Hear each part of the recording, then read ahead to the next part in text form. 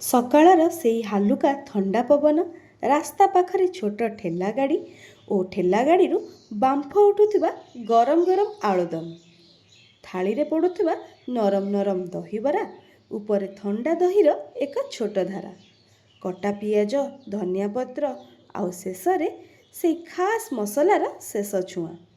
ଏହା କେବଳ ଗୋଟିଏ ଖାଦ୍ୟ ନୁହେଁ, ଏହା ହେଉଛି ଆମ ସ୍ମୃତି। କଟକର ଗଳିରୁ ଆରମ୍ଭ ହୋଇ ଆଜି ସମଗ୍ର ଓଡ଼ିଶାର ଗର୍ବ ହୋଇଯାଇଛି ଦହିବରା ଆଳୁଦମ। ପ୍ରଥମ ନିବାଲା ମୁହଁରେ ପଡ଼ିଲେ ମନେ ପଡ଼ିଯାଏ ସେଇ ଛୋଟବେଳ। ରବିବାର ସକାଳେ ବାପାଙ୍କ ସହ ବାହାରିବା, ଆଜି ଦହିବରା ଖାଇବୁ ବୋଲି ଖୁସିରେ ହସିଯିବା। ମା କହୁଥିଲେ କମ୍ ଝାଲ ଦେବେ, କିନ୍ତୁ ଆମେ କହୁଥିଲୁ ଭାଇ ମସଲା ଟିକେ ଅଧିକା ଦେବେ। ସେଇ ଛୋଟ ଛୋଟ ମୁହୂର୍ତ୍ତ ଗୁଡ଼ିକ ଆଜି ମଧ୍ୟ ଏକ ପ୍ଲେଟ୍ ଦହିବରା ଆଳୁଦମ ସହିତ ଫେରିଆସେ।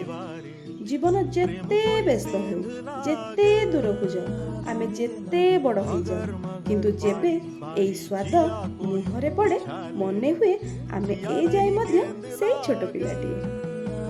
ଦହିବରା ଆଳୁଦମ କେବଳ ଝାଲ ଆଉ ଥଣ୍ଡାର ମିଶ୍ରଣ ନୁହେଁ, ଏହା ହେଉଛି ଭଲ ପାଇବା, ସ୍ମୃତିର ମିଶ୍ରଣ। ଏହା ହେଉଛି ଆମ ମାଟିର ସ୍ୱାଦ, ଆମ ସଂସ୍କୃତିର ଚିହ୍ନ, ଆମ ହୃଦୟର ଭାବନା। ଦହିବରା ଆଳୁଦମ କେବଳ ଖାଦ୍ୟ ନୁହେଁ, ଏହା ହେଉଛି ଓଡ଼ିଆ ଭାବନା।